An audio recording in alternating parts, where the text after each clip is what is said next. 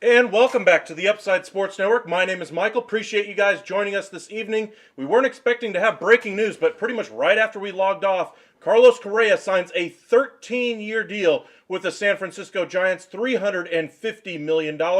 That's 13 years and 350 reasons that he had to go ahead and accept that deal. Great job by the San Francisco Giants kind of reversing course on this offseason that's kind of, well, left fans wanting more. They were expecting to get Aaron Judge. They were really hopeful in the beginning, but then after, the front office started portraying confidence about their ability to not only add Aaron Judge, but then continually to add pieces after that, that fan base was getting very excited about the future of their franchise, and then it lands on their face. Aaron Judge stays with New York, and they had to pivot.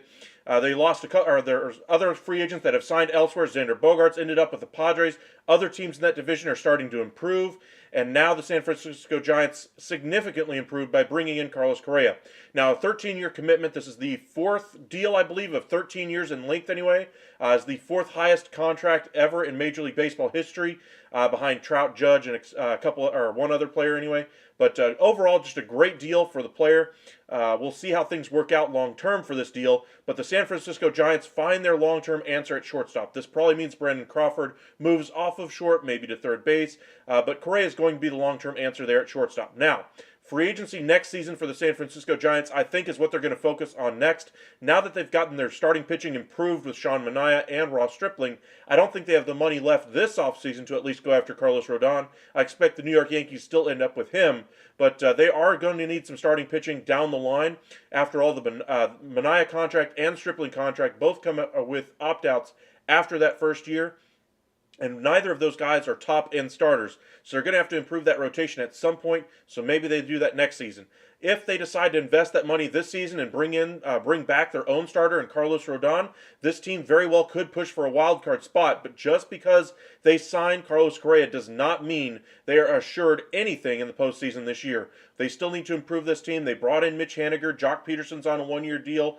But they are going to be players in next season's free agency. That's when I expect the Giants and the Dodgers to be after pretty much the same type of free agents next year. It's going to be fantastic to watch from an outside observer looking in. But let's get to some of our comments. Got quite a few guys in here already. Appreciate you guys for joining us. JG, welcome back. Richard, Trey, how do you not take a deal like that? 13 years, no opt-out, and a full no trade? Exactly. Wonder how Jock will feel. I think he's going to be very excited that the team's going to be a little bit better. I'm sorry, 13 years with full no trade for a man who, yes, is an above-average shortstop, but has never played a full season. That is insane. I wouldn't go quite that far, Richard. I think he's still a fantastic player. Really showed last year, even though the Minnesota Twins didn't exactly finish in the playoffs, obviously. But he showed that his numbers are still impactful. Really showed that he can perform on not just in a Houston Astros setting, but can kind of take that with him. It's not just the Houston Astros that he was a product of.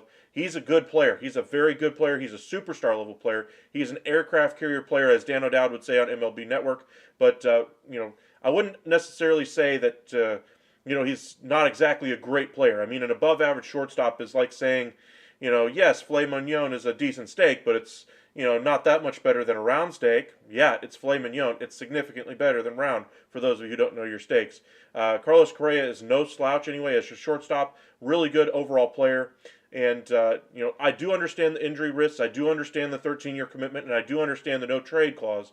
But those are things they had to get done in that deal, I'd imagine, in order to land the player. That's just the cost of doing business nowadays. Opt-outs, giving no-trade clauses, expanding the length to 13 years. I wonder if it's, again, the team adding on the extra years at the end of this deal to make that AAV just a little bit less. But $350 million, I think, was the target number here for Correa. He does better than the 10 years, $325 that Corey Seager got last year. Carlos Correa was very upset that his market wasn't at least at that level last year. Gets a lower AAV, but gets a higher total value of contract. So I think that's the biggest thing Carlos Correa wanted. It sounded like he wanted to go to a winner, wanted to make a statement with his contract this year, and I think he really would like to have gone to a winner. The Giants are certainly a winning franchise, and I don't think they'll be long as far as rebuilding if they continue down this path and not spend any more this offseason. So Carlos Correa is going to be in a good situation going forward. Maybe not this year, but in years to come, we're looking at a perennial playoff team anyway.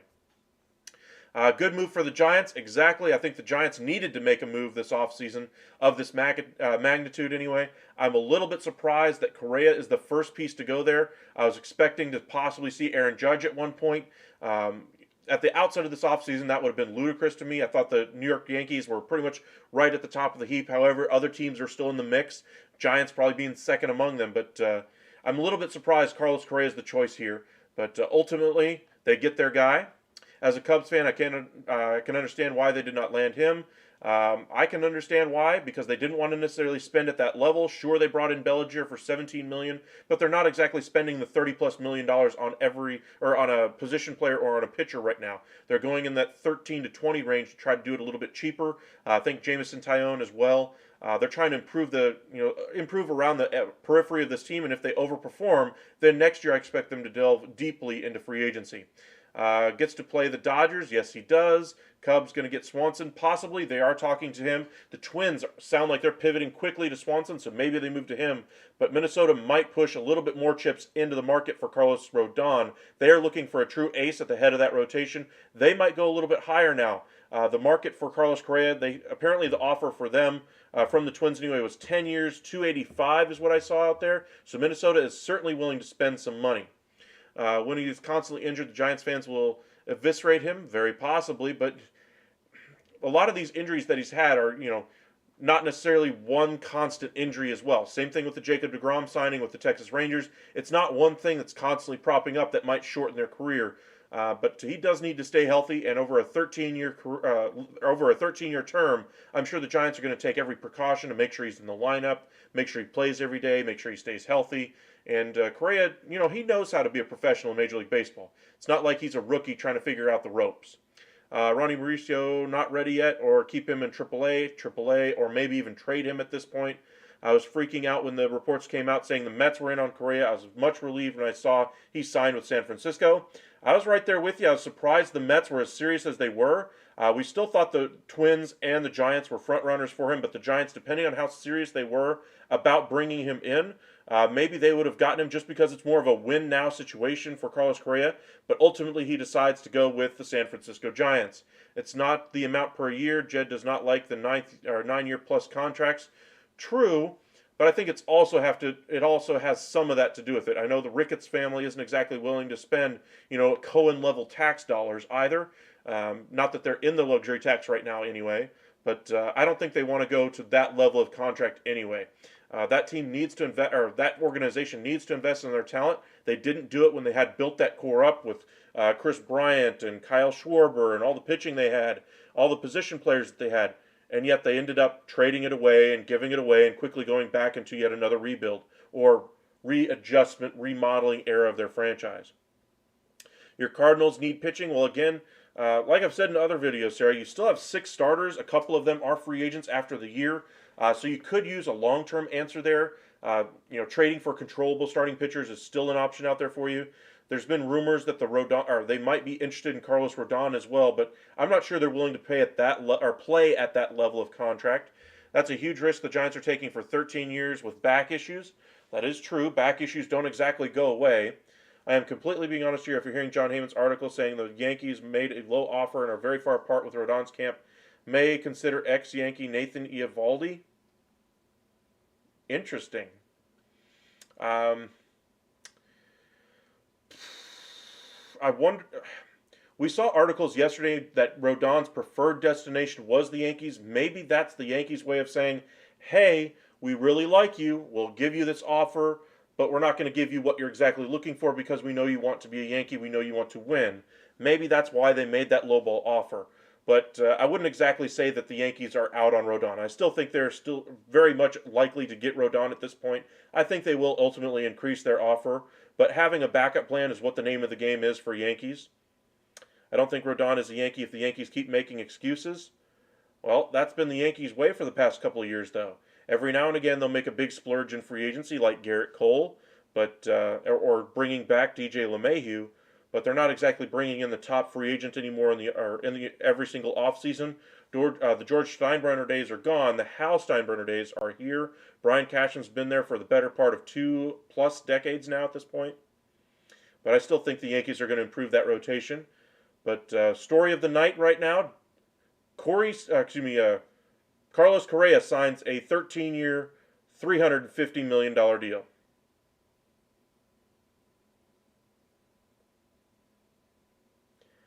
So, Richard, you're saying the lack of signings is strictly on Jed? I wouldn't go quite that far. I mean, I think ownership has a whole lot more to do with it than you're letting on with what you just said. I mean, the Ricketts family for, the last 5 years now has basically been retooling the way the ballpark. They've been worrying about that downtown area. They also have their commitments elsewhere. They, saved a whole bunch of money by trading away some of their key assets at the time. Chris Bryant, etc. Trying to spin off some pieces. Kyle Schwarber, that kind of thing. They did ultimately win a World Series out of it, so good on them. But I'm not necessarily worried about what Jed Hoyer's wanting to do. I think that's prudent business to not want to give those big long-term deals out. I think ultimately he would be willing to give it to the right person. I don't think that's a big issue for them. I just wonder if he thinks now's the time to push the chips to the middle, or if he thinks he needs another year to do something like that. But I'm sure he told him to spend. I'm not sure he told him to spend like this. 13 years, $350 million. I don't think they were going to be anywhere close to that. I think they're probably going to be more in that 24 to 28 range over, say, a 9 or 10-year period. That's probably more of a comfortable market anyway for the Cubs. But again, who's their number one in that rotation?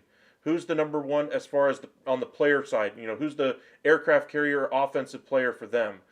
Bringing in Carlos Correa, maybe that's their big piece. But then, what else are you going to build around that? I mean, for me, going after a guy like Cody Bellinger makes no sense. I don't think it makes much sense long term. I don't understand giving him 1 year, giving him that level of deal either.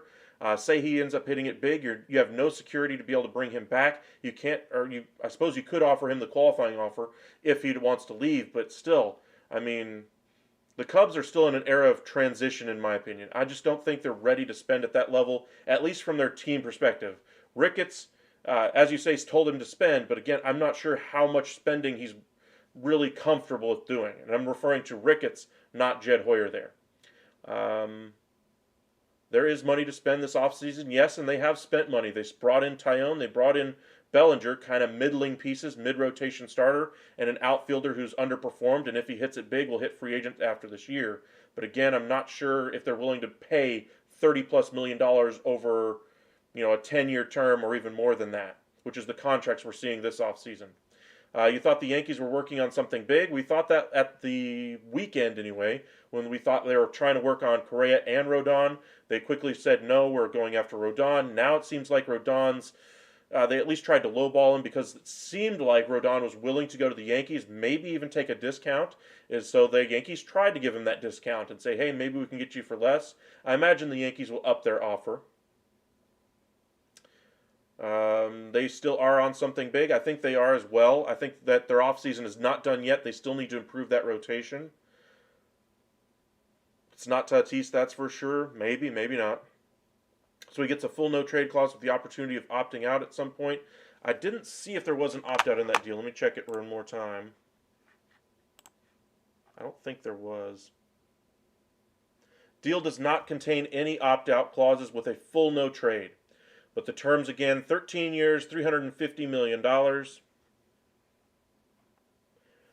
Twins just gave him $35 million for 1 year anyway, and then he opted out, of course. Got off to that slow start and then started hitting much better in the second half of the season. Started the year with a .243 batting average, raised it all the way to .291 by the end of the campaign. But the Giants get a nice building block for them.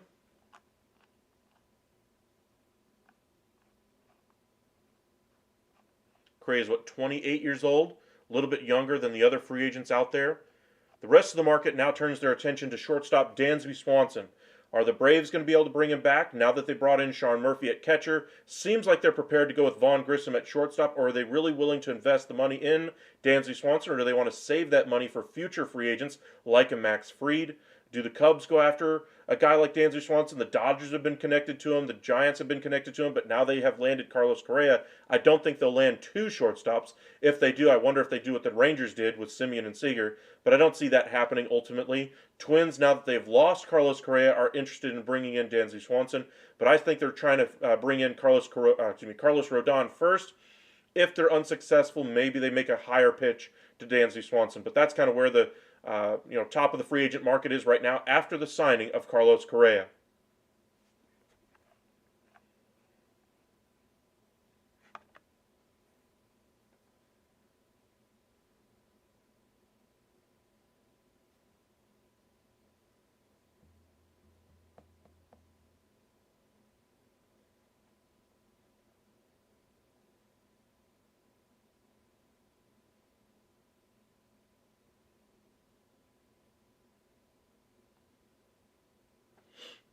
It's actually not a bad AAV. It's only a 26.9 AAV for the Giants, so this does leave them some wiggle room in the long term to be able to bring in some other pieces. Of course, they spent a little bit of money over the last couple of days anyway, bringing in Stripling, bringing in Manaea. They spent money on Haniger. They still have Jock Peterson, who accepted the qualifying offer. So they're going to have some money coming off of the books next season, along with Brandon Crawford's contract. So they're going to have significant money to spend. They're probably going to bring in a couple of big free agents next offseason. So that Giants team could move quickly to staying in that playoff contention mode. I wonder if they're still a playoff team right now, though. They've made some decent improvements. Bringing in Carlos Correa certainly does help that organization. Do I think it guarantees them a spot in the postseason? No. But I think they're going to be right on the cusp of it, unless they're that final wildcard team. I still think the Dodgers are ahead of them, even though the Dodgers haven't made any major acquisitions so far this offseason, while the Padres I still think are significantly ahead of them as well. Bringing in Xander Bogaerts certainly helped them in that regard. Kind of offsets the addition of Carlos Correa by their division rival Giants. and bringing back Fernando Tatis Jr., if they don't trade him, of course, certainly is going to be another big boon for that franchise. A full season of Juan Soto gets comfortable in that organization. Sounds like they're going to move Cronenworth over to first base. That Padres team is going to be very good. I still expect them to try to add one more starting pitcher this offseason. Sounds like they finished as the bridesmaid to the Chris Bassett sweepstakes. A little bit surprised they didn't land him. I thought for sure with the Bob Melvin being the manager there, being his biggest advocate in the entire sport, it seems like, that they were going to be able to get something like that done. Instead, they miss out on him. They miss out on Senga. We'll see who they ultimately bring in for that starting rotation. Welcome in, Al. Will the Giants still call the Astros cheaters? Well, it's not just the Giants that were calling the Astros cheaters. I mean, the Astros did cheat. There was the sign stealing scandal. It is what it is. The players didn't get punished for it. That's the reason why the rest of the league held them accountable. Every single time the Astros went around the league, they heard trash cans banging in the stands, etc., and they earned it. I understand the Astros won the World Series, and good on them, but that's going to stick with them. That doesn't just go away. No one in the Padres organization said they're trading him. I don't think they're saying they're going to trade him. I don't think they're looking to trade Fernando Tatis Jr. Cobra. I just think that he's a lot more available than, say, Juan Soto or Manny Machado. I think if for a superstar level player, if they're even willing to at least listen to your, listen to your interest in him, that's a lot different than what any other major superstar, star level player out there usually gets from their team. Only one player left. One player left on the open market. Is that what you're referring to, Al? As far as like Dansby Swanson, as far as the top shortstops left on the market, that is true. Then the market really drops off to guys like Elvis Andrus. If you're referring to top overall free agents, you still have Carlos Rodon out there. You have a couple of good bullpen arms that are still out there. Taylor Rogers, even though he got blown up in Milwaukee. Gave up a whole bunch of saves. Part of the reason why Milwaukee did not finish in the postseason last year was because of that poor performance of that bullpen after the trade for trading away Josh Hader. Rogers couldn't hold it down. That bullpen, that team as a whole, kind of underperformed, if you will.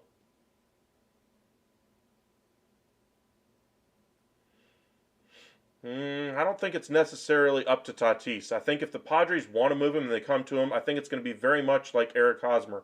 Hey, we want you gone. We don't want you a part of this franchise. We want to take this trade. Every player has a certain amount of pride. Hey, if you guys don't want me here, then I want to go somewhere where I'm, desired, and I want to pick my destination.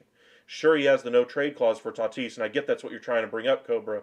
But if the Padres ultimately decide, hey, we want to move you, I mean, of course, Tatis Jr. could say, hey, no, I'm staying here. I want to stay, blah, blah, blah. But at a certain point, a player's going to want to get to a situation that works a little bit better for him. He's going to want to engineer his way to a better spot. Not saying that's ultimately what's going to happen there, but if the Padres were to get serious about trading him and they came to him and said, hey, we've got a trade lined up for you, we want you to take this deal, I think Tatis Jr. would be hard-pressed not to accept it if it's to a destination that he would prefer to go to. Lots of ex-Astros are making big money. Cole, Springer, Correa, and Verlander. Yes, they are. Cole's still a very effective pitcher, even after the sticky stuff issue decreased pretty much most of the top-end starting pitchers' spin rates anyways. Cole was one of the biggest ones impacted. Springer got a big money deal, has had some injury issues as well. Correa got a big money deal. He's had injury issues in the past, but had a good year last year with the Twins.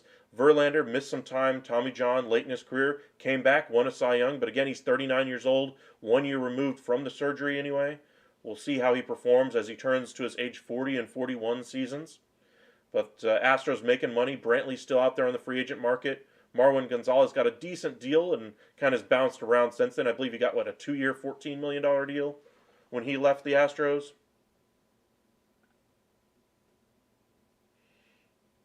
Castro, one of the catchers during that time frame with the Astros, retired recently. But you guys let me know what you think. Is the deal too much, too little? Did the Giants do the right thing bringing in Correa? Would you have saved the money, gone after all the top guys next year? Or did getting the guy this year kind of build or be able to build off of that and kind of go forward from there? Just so you guys know, Carlos Correa took a 3-year, $105 million deal with the Twins last year with opt-outs after the first and second year. Got $35.1 million in average annual value. That's how much he made for one season in Minnesota. He takes a little bit of a bath as far as average annual value. Gets 26.9 plus million dollars anyway. And doesn't necessarily make the higher AAV, but gets the figure that he was looking for last offseason to try to break Corey Seager's number of 325 over 10. He does get a lower AAV than Corey Seager got, but overall a great deal for him. Locks him up in San Francisco till his age 41 season. And again, it does come with a full no trade clause with no opt-outs in that deal as well. But overall, just a great signing, I believe, for the Giants. I think this does spur them forward. I think this moves the conversation from, hey, you were the bridesmaid for a bunch of free agents to, hey, you landed the guy, you got a good AAV. Sure, you had to get the longer contract, but that sounds more like, again, a function of what teams have been doing this offseason. I think it's more a function of what teams are looking for to drive down that AAV, to kind of circumvent the CBT and save themselves some money, be able to bring other talent in. And I think that's part of the reason why we're seeing 13-year offers being given out, 11-year contract for Xander Bogaerts. But overall, just a great signing for the Giants. I think to your comment there, Dave, the Mets drove up Correa's price. I'm not sure that they drove up the price, more as they increased the urgency even more so on the Giants to be able to get it done. It still was the Minnesota Twins and San Francisco Giants that were the heavy favorites to bring him in. And late in the game, anyway, the Mets kind of talked about bringing him in, possibly as a third base option. Lindor apparently talking to Cohen about bringing him in. We just talked about that a few minutes ago. But overall, I don't necessarily think the Mets drove up the price, more as increased the urgency on Correa's market. Maybe that spurred them to give him that 13th year, to get him over that 350 mark. Maybe it gave him other perks in the deal, the full no trade, etc. Those types of things. But overall, Giants get the deal done. Swanson probably gets 370 or a little more from the Dodgers now. Not a chance. Dansby Swanson's probably going to be in the neighborhood of 24-ish per year. You're probably looking 6-7 years at best. It'll be curious to see if he actually breaks the $200 million barrier. I don't think he will. I think you're looking more in the range of 7 for 175, somewhere in there. Very similar to a Marcus Semien type deal. Makes some sense.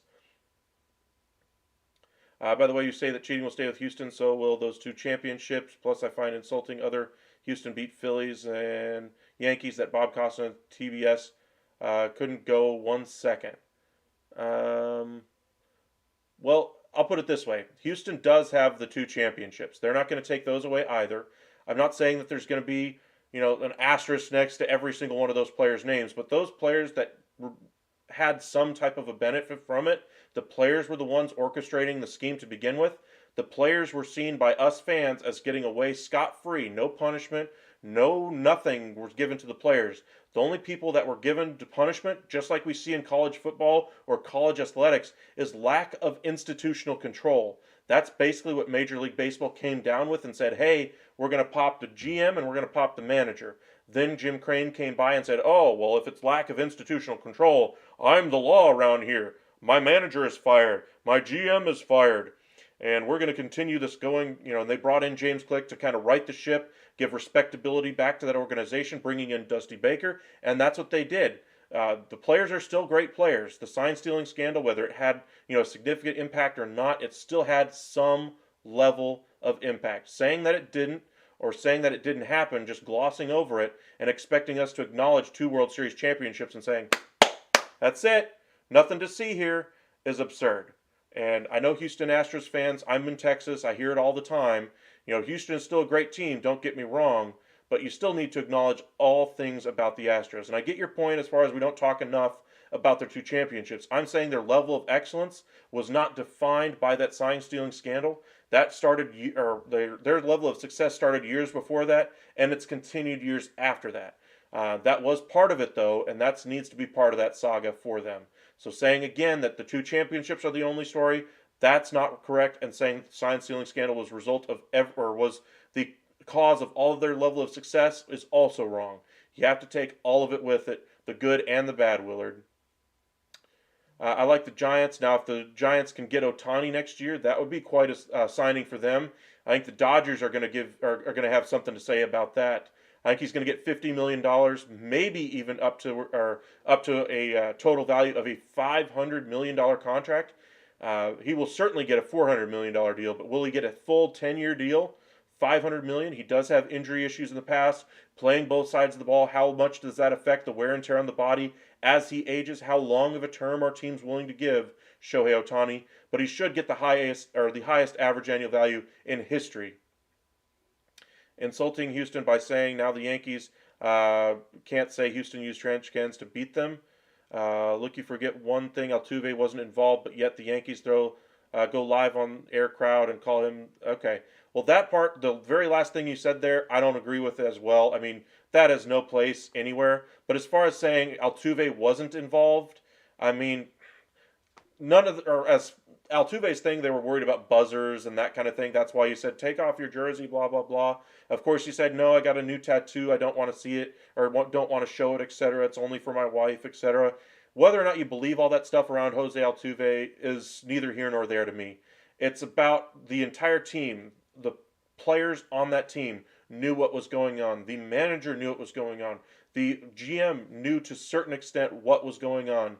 And the reason why New York fans, other fans around baseball, give grief to the Houston Astros players is because there literally was zero punishment for them.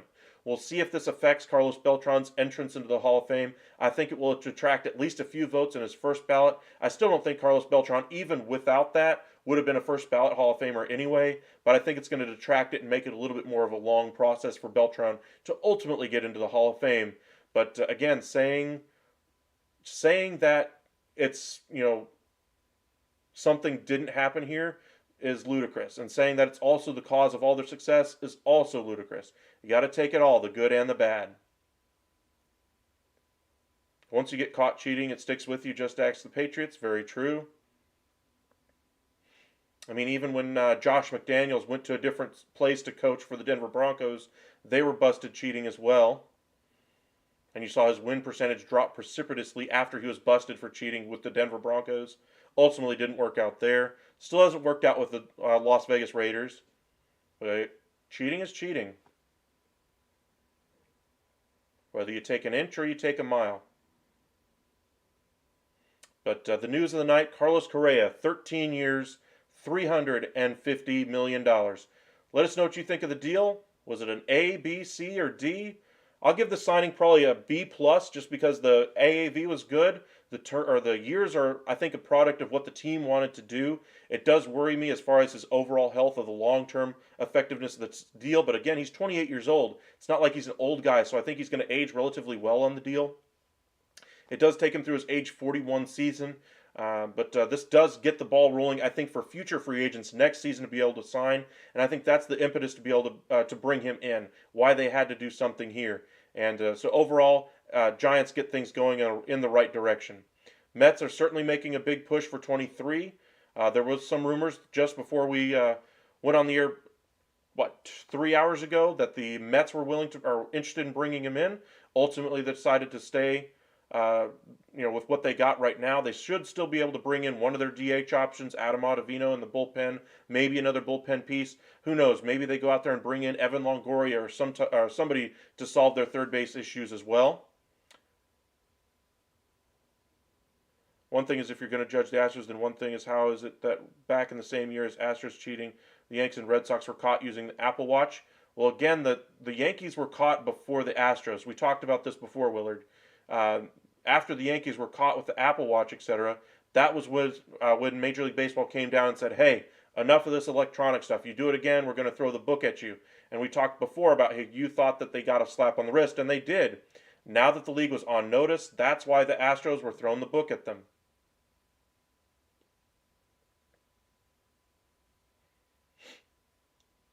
In regular season games, so in a way, the Red Sox and Yankees are also cheaters.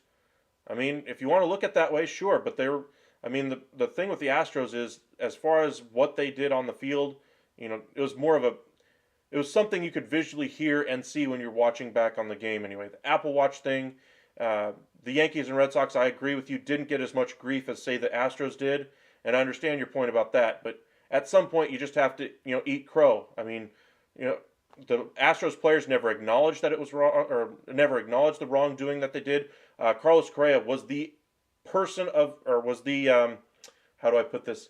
Was the figurehead of that approach of not accepting responsibility for a darn thing that they did in that period, and that was one of the biggest reasons how I lost respect for Carlos Correa and how he handled that. I still think he's a fantastic player. I think he's one of the best shortstops in Major League Baseball, but he certainly could have handled that better, and I think Major League Baseball, if they had handled that situation better, as far as the players accepting responsibility, saying, hey, we acknowledge this was wrong, blah, blah, blah, come up and have your mea culpas.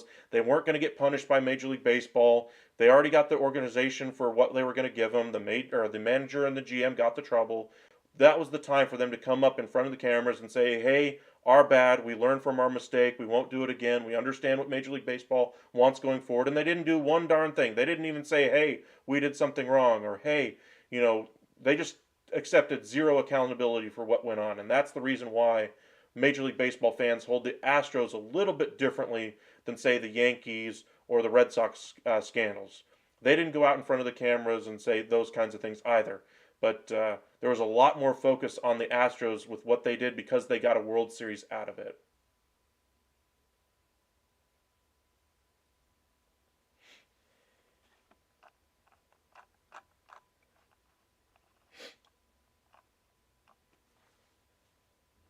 Appreciate you guys joining us tonight. I know it's a little bit after midnight. I got to work here in a few hours. So I want to go ahead and log off here in just a moment. But just to recap, Carlos Correa signs a 13-year, $350 million deal to go to the San Francisco Giants. Great job for the Giants locking him up, $26.9 plus million in average annual value. Biggest part of this deal for me is what this means for the Giants for next offseason. I don't think there'll be a lock for the postseason as currently constructed. Maybe they make a run and have another great year like 21, but I don't see that happening as currently constructed unless they bring in another big free agent like a Carlos Rodon. Then they could be right there for the wild card picture.